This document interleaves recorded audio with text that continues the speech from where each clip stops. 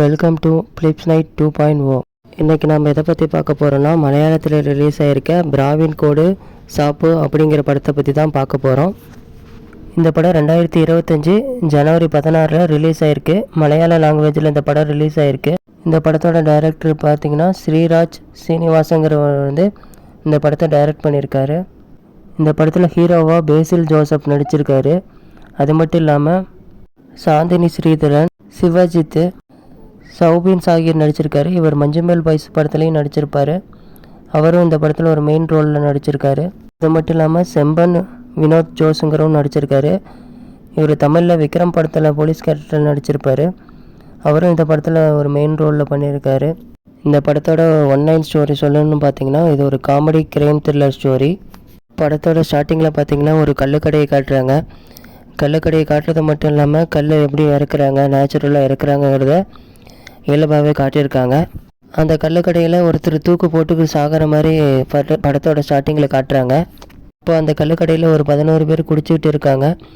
So அவங்க தான் அவங்களில் யாரோ ஒருத்தர் தான் அந்த கொலையை பண்ணியிருப்பாங்கன்னு சொல்லி படத்தோட ஸ்டார்டிங்கில் பேசில் ஜோசப் எஸ்ஐ கேரக்டரில் நடிச்சிருப்பார்.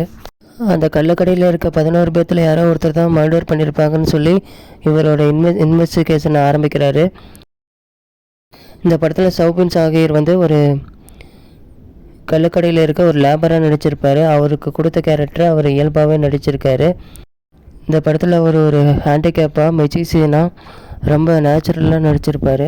கல்லுக்கடையில் நடந்த கொலையா இல்லை தற்கொலையாங்கிறத பேசில் ஜோசப் கண்டுபிடிப்பார். அந்த கல்லுக்கடை ஓனரை தான் கொண்டு இருப்பாங்க. இதுக்கான இன்வெஸ்டிகேஷனுக்காக பேசில் ஜோசப் 10 நாள் டைம் வாங்கியிருப்பார், யார் கொலையாளி அப்படிங்கிறத கண்டுபிடிக்கிறதுக்காக. பேசில் ஜோசப் சௌபின் சாகிர் தான் கொலையாளி அப்படின்னு சொல்லி ஃபுல்லாகவே அவரை மட்டுமே இன்வெஸ்டிகேஷன் பண்ணுவார். இதுக்கு நடுவில் சௌபின் சாகிரோட ஒய்ஃபாக சாந்தினி நடிச்சிருப்பாங்க. அவங்க ஒரு ஃபேமிலிக்கெல்லாம் அழகாகவே நடிச்சிருப்பாங்க. இந்த படத்தில் ஒரு மிஸ்ட்ரி மாதிரி சௌபின் சாகிருக்கும் சாந்தினிக்கும் அடிக்கடி பிரச்சனை சண்டை வர மாதிரியும் ஒரு மாதிரி கன்ஃபியூஷனாகவே ஸ்டார்ட் பண்ணுவாங்க படத்தை.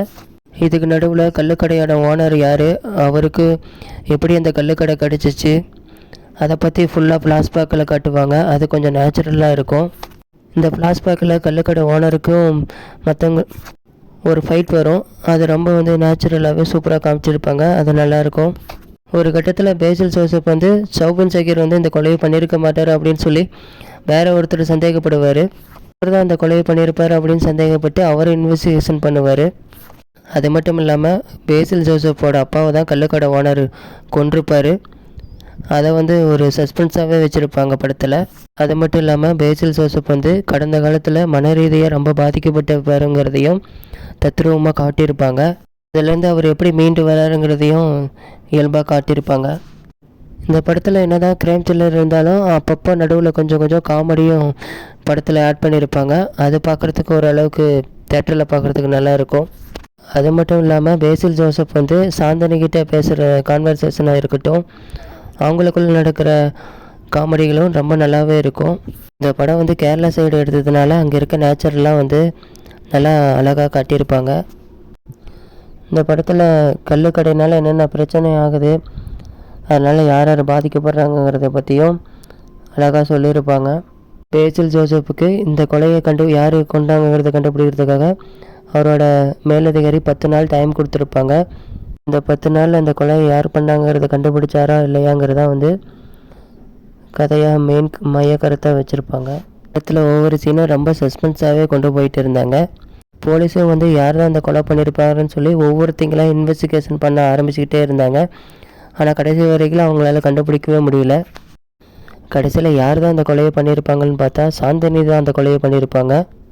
சாந்தினியும் அவரோட ஹஸ்பண்ட் சௌபின் சாகிரும் சேர்ந்து 2 பேர் சேர்ந்து அந்த கொலையை பண்ணியிருப்பாங்க. அது ஒரு மெஜிஷியன் மெத்தடில் பண்ணியிருப்பாங்க. அது பார்க்குறதுக்கு கொஞ்சம் வித்தியாசமாக இருக்கும்.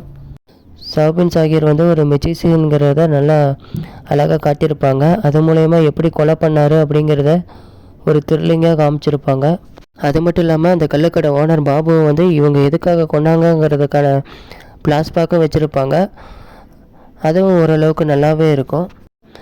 கொலைகாரனாக எல்லாத்துக்கும் தெரிகிற மாதிரி இருப்பவர் வினோத் தான் கொலைகாரன்னு படத்தில் ஸ்டார்டிங்லேருந்து காட்டுவாங்க. ஆனால் ரொம்ப ஹேண்டிகேப்பாக அப்பாவே இருந்த சௌபின் ஜாகிர் தான் வந்து கொலை பண்ணியிருப்பாருங்கிறது ஒரு சஸ்பென்ஸ் த்ரில்லராக இருக்கும். இந்த படத்தில் சாந்தினியும் சௌபின் ஜாகிரும் சேர்ந்து ஒரு அப்பாவை மாதிரி காமிச்சிருப்பாங்க. ஆனால் கிளைமேக்ஸில் அவங்கள பண்ணுற த்ரில்லிங் தான் வேறு லெவலில் இருக்கும். படத்தில் சௌபின் ஜாகிர் எப்படி அந்த கொலையை பண்ணுறாருங்கிறதுக்கான மெஜிசியன் பண்ணி காட்டுறதும், சௌபின் ஜாகிர் வந்து வினோத்தை கொல்றதும் இயல்பாக கொல்றதும் அது எல்லாமே ஓரளவுக்கு நல்லாவே இருக்கும். படத்தோட ஸ்டார்டிங்கில் வினோத்தை ஒரு கொலைகாரனாக காட்டுற மாதிரி காமிச்சு கடைசியில் ஒரு அப்பாவியாக காட்டுவாங்க. இந்த படத்தில் ஹீரோயின் இல்லைனாலும் பேசில் ஜோசப்புக்கு எவ்வளோ பெரிய மெயின் ரோல் இருக்கோ அதை விட சாந்தினிக்கு ஈக்குவலாகவே இருக்கும். அவங்களும் இந்த படத்தில் மேக்கப் அதிகமாக போடாமல் நார்மலாக பிளாக் கலர் ஷேடோவிலே நடிச்சிருப்பாங்க. அதுவும் நல்லாவே இருக்கும். ஸோ கடைசி வரைக்கும் பேசில் ஜோசப் வந்து சௌபின் ஜாகிர் தான் கொலைகாரங்கிறத கண்டுபிடிச்சிருவார். ஆனால் சாந்தினியும் தான் அதுக்கு உடன்பாடாக இருந்து கொலைகாரங்கிறத பேசில் ஜோசப்பால் கண்டுபிடிக்க முடியாது. கிளைமேக்ஸ் ஒரு சஸ்பென்ஸ் த்ரில்லராகவே முடிச்சிருப்பாங்க. அதுவும் நல்லாயிருக்கும். இந்த படத்தோட ப்ளஸ் பார்த்திங்கன்னா ஒரு கிரைம் த்ரில்லர் ஸ்டோரிங்கிறதுனால ஓரளவுக்கு நல்லாயிருக்கும். ஆனாலுமே இந்த படம் 2 மணி நேரம் 30 நிமிஷம் ஓடுறதுனால படத்தில் கொஞ்சம் அங்கங்கே லேக் இருக்க தான் செய்யுது. அதை ஸ்கிப் பண்ணி தான் நம்ம பார்க்குற மாதிரி இருக்கும். இந்த படம் ஓரளவுக்கு நல்லாவே இருந்தாலுமே இதோட ஸ்டோரி பார்த்திங்கன்னா ஒரு புதுசாக இருக்கிற மாதிரி ஸ்டோரி மாதிரி இருக்காது. ஆவரேஜாக நீங்கள் பார்த்த ஸ்டோரியாக தான் இருக்கும். ஆனாலுமே மலையாளத்தில் இந்த படம் ஓரளவுக்கு நல்லாவே ஓடி இருக்கு. இந்த படத்தில் இவங்க நடித்த எல்லா கேரக்டருமே இயற்கையாகவே தத்ரூபமாக இருக்கிறதுனால பார்க்குறதுக்கு இயல்பாக இருக்கும். அது மட்டும் இல்லாமல் இந்த படம் பார்ட் 2 வரதுக்கு நிறையவே சான்ஸ் இருக்குது. ஏன்னா இந்த படத்தோட கிளைமேக்ஸ் ஸ்டோரி பார்த்திங்கன்னா ஒரு மிஸ்ட்ரி ஸ்டோரியாகவே முடிச்சிருப்பாங்க. ஒரு இன்கம்ப்ளீட்டாக இருக்கும். படத்தோட டைரக்டரும் மஞ்சுபல் பாய்ஸோட டைரக்டரும் சேம் தான். இதுக்கு முன்னாடி அவர் அந்த படத்தை தான் எடுத்தார். என்ன தான் இந்த படத்தோட ஸ்டோரி பழசாக இருந்தாலும் இந்த படத்தில் நடிச்சிருக்க பெரிய நடிகர்களான பேசில் ஜோசப்பு, சௌபின் ஜாகிர், சாந்தினி இவங்களனால இந்த படம் ஓரளவுக்கு தூக்கி நிறுத்திருக்குன்னே சொல்லலாம். ஏன்னா ஸ்டோரி பழசாக இருந்தாலுமே இவங்களோட கேரக்டருக்கு ரோல் ஓரளவுக்கு நல்லாவே இருக்கும். கேட்டால் ஒரு 1 or 2 டைம்ஸ் பார்க்கக்கூடிய ஒரு நல்ல படம்னே சொல்லலாம். ஒரு நல்ல அட்டெம்ப்ட் பண்ணியிருக்காங்க. இந்த படத்தோட ரேட்டிங் பார்த்திங்கன்னா ஒரு 7.1 கொடுக்கலாம். அந்தளவுக்கு ஒருத்தனே சொல்லலாம். இந்த படம் மலையாளத்தில் ரிலீஸ் ஆனாலும் தமிழில் சோனி லைவில் டப்புடு பண்ணி விட்ருக்காங்க. அதில் போய் வாட்ச் பண்ணி பாருங்கள். Must watchable. இந்த படத்தை நீங்கள் பார்க்கணுன்னு ஆசைப்பட்டீங்கன்னா கீழே டிஸ்கிரிப்ஷனில் லிங்க்கு ஷேர் பண்ணுறேன். அது என்னோடய டெலிகிராம் சேனல் தான். அதில் மலையாளம் கிரைம் த்ரில்லர் மூவி எல்லாமே ஷேர் பண்ணியிருக்கேன். இந்த படமும் அதில் இருக்குது. மறக்காமல் டவுன்லோட் பண்ணி பாருங்கள். படம் எப்படி இருக்குங்கிறத கமெண்ட் செக்ஷனில் சொல்லுங்கள். இது மாதிரி வேறு ஏதாவது கிரைம் த்ரில்லர் படத்தை ரிவ்யூ பண்ணனாலும் சொல்லுங்கள். உங்களுக்காக ரிவ்யூ பண்ணி அந்த மூவியை நான் ஷேர் பண்ணுறேன். மஸ்ட் வாட்சபிளாக இருந்தால் பாருங்கள். ஸோ ஃபைனலி வீடியோவோட எண்டுக்கு வந்துட்டோம். இந்த வீடியோ உங்களுக்கு பிடிச்சிச்சின்னா லைக் பண்ணுங்கள், ஷேர் பண்ணுங்கள்.